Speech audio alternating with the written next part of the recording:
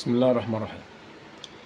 الحقيقة الواحد مش عارف يبدأ منين من عودة فتوح، وإن أنت اديت فرصة للعيب أنت عارف إن هو هيضيعها تاني، ولا سحب أرض أكتوبر الكارثة الكبيرة اللي الواحد صحي من النوم عليها. بجد الواحد صاحي مش عارف في إيه. اشمعنى الظروف دي كلها بتحصل معانا إحنا لما يكون في فرقة يعني في أمل إن هي تفوق، اللي اشمعنى الظروف بتحصل معانا إحنا، وبرضه اشمعنى بيحصل معانا إحنا الصفحات الكبيرة الموثقة اللي عليها دعم كبير من جمهور كبير من نادي الزمالك، داخله بتهاجم المدرب على ماتش، وداخله بتهاجم لعيبه على ماتش، ودول يمشوا ودول ما ينفعوش. ففي الاول كده بس حبيت اقول لكم صباح الخير. متنساش تعمل متابعه لو انا قلت كلام عجبك. اتمنى ان كلامي يعجب الناس. انا نجيب من الاول عوده فتوح وفرصه جديده لفتوح. انا متاكد ان هو هيضيعها. اتمنى تاكيدي ده يخيب. اتمنى ان لعيب بالجوده دي بالمهاره دي يدي لنادي الزمالك اطول فتره ممكنه. اتمنى لعيب زي دوت ينجح مع نادي الزمالك. اتمنى لعيب زي دوت يكون عمود من عواميد نادي الزمالك. لكن هل لعيب بالعقليه ديت انت مستني منه حاجه؟ ما اعتقدش. خدت بدل الفرصه 3 و4 يا فتوح، عملت بيهم حاجه بهدلت الدنيا. عدينا مرحله فتوح لان هو من كتر ستاره انا مش عايز اخد وقت وانا بتكلم على لعيب مستهتر ولاعيب مؤذي لنفسه بالطريقه دي. خلينا نيجي لجزئيه صفحات نادي الزمالك من دون اسماء انتوا اكيد هتعرفوهم. انا بكلمك عن صفحات المفروض موثقه ومنتميه لنادي الزمالك، ما وراهاش اي حاجه الفتره اللي فاتت غير ازاي اقول المدرب ده ما ينفعش، ازاي اقول ان اللعيب ده يتفهم منها لعبها كسر. يا جدعان احنا لعبنا ماتشين، كسبنا ماتش عملنا ماتش كويس، ولعبنا ماتش واحد ولعبنا ماتش وحش. ما هو ده طبيعي. الطبيعي ان الفرقه تكسب وتخسر. الطبيعي ان الفرق او اللعيبه يبقى مستواها فوق وتحت. كان في اخطاء في الماتش، كان في اخطاء وغلط، غلط. في لعيبه مستواها كان مبهم في الماتش، كان في لعيبه مستواها زباله مش مبهم بس مش معنى كده ان انا هد. مش معنى كده ان انا اقول لا يمشوا او يسحب منه الثقه او اللعيبه دي ما تلعبش تاني. زي ما انا شايف ناس كانت بتهاجم دونجا، انا مش شايف دونجا عمل كارثه في الماتش يعني. ده اللي يعني كتر خير الدنيا، الماتش ده كان بيلعب الى حد ما كويس. نادي الزمالك محتاج منا دعم، محتاج ان احنا نفضل في ظهره، محتاج ان احنا نفضل بنشجعه، محتاج ان احنا دايما نبقى في ظهر الفرقه عشان الفتره اللي جايه صعبه. صعبه ليه؟ عشان اللي هقوله دلوقتي. ارض اكتوبر والحلم الكبير بتاع كل جماهير نادي الزمالك وكل الزمالك واي مجلس اداره جه في مجلس اي حد منتمي لنادي الزمالك، ان احنا يبقى عندنا مدينه رياضيه.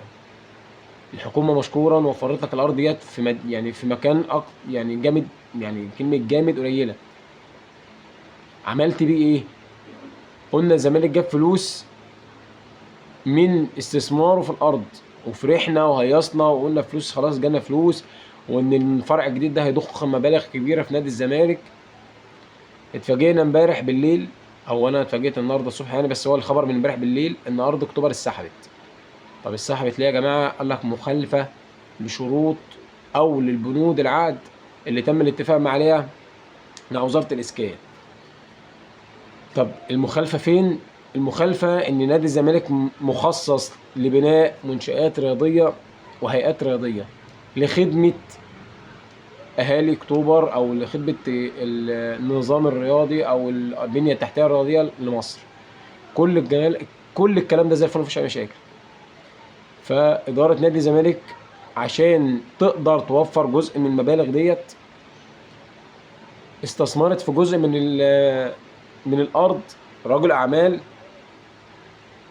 بنى عليها تقريبا مول تجاري او حاجه زي كده، اللي هو المفروض على حسب ما احنا نعرف او لحد ما انا عرفت اخري ان المول ده معمول لخدمه النادي او لخدمه المدينه الرياضيه، بحيث ان يكون في منشاه تجاريه جنب النادي او جنب المدينه الرياضيه تخدمها.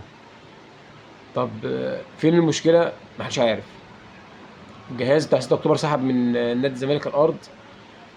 المفروض العقود هطلع لكم صوره منه بتقول ان انت لسه معاك فتره سماح للسداد ولتحقيق الشروط لحد شهر 9 تقريبا هتشوفوها، تقريبا هنزل لكم العد لحد شهر 9 او شهر كام 2026. طب ايه اللي حصل؟ اللي حصل ان المدعو مرتضى منصور مش راضي يسيبنا في حالنا، عشان الراجل ده انا وصلت لمرحله ما من ان الواحد بيكرهه لا توصف، مرحله لا توصف من كرهي للراجل ده. الراجل ده مصمم يبقى الراجل الاوحد اللي مفيش غيره، اللي عمل كل حاجه لنادي الزمالك، اللي عمل هو كل اللي عمله انه بيهد في نادي الزمالك.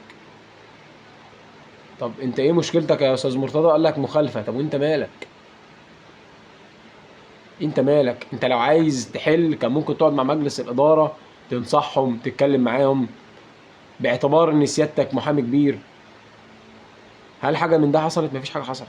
ايه اللي حصل؟ حصل حضرتك قدمت بلاغ، بناء على البلاغ دوت تم سحب الارض لحين يعني زي التحقيق في البلاغ اللي انت قدمته. طيب سحب ارض اكتوبر دوت، هل في مشكله؟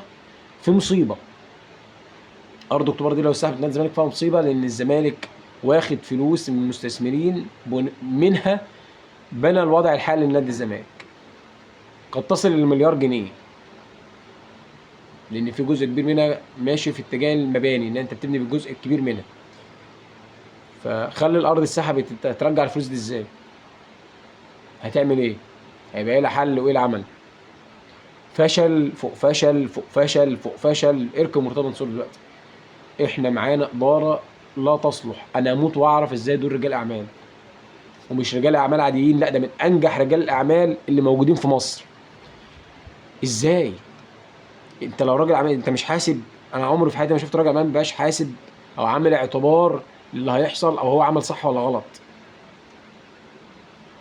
بجد هو حرام، او بيصعب عليكم ان نادي الزمالك يفوق، بيصعب عليكم ان نادي الزمالك يبقى كويس، بيصعب عليكم ان نادي الزمالك يبقى ماشي في خط صح المره واحده. اداره لازم تعملها كل حاجه غلط. انت في الاول خالص ما خدتش الاستثمار ده، استثمرت في بناء استاد للنادي. ليه؟ استاد يجيب لك فلوس، استاد يبقى فيه خدمات، يبقى فيه تذاكر، يبقى فيه حركه جواه تجيب لك فلوس تعرف تصرف منها على المشروع بتاعك. ليه ما بنيتش منشأة رياضية جوه النادي تقدر تجيب لك فلوس؟ ليه ما بنيتش اي حاجه تقدر تجيب لك فلوس؟ ليه مصمم على تلبيس الطواقي ان انت تجيب من هنا تحط هنا؟ ده فشل، دي مش حاجه حلوه.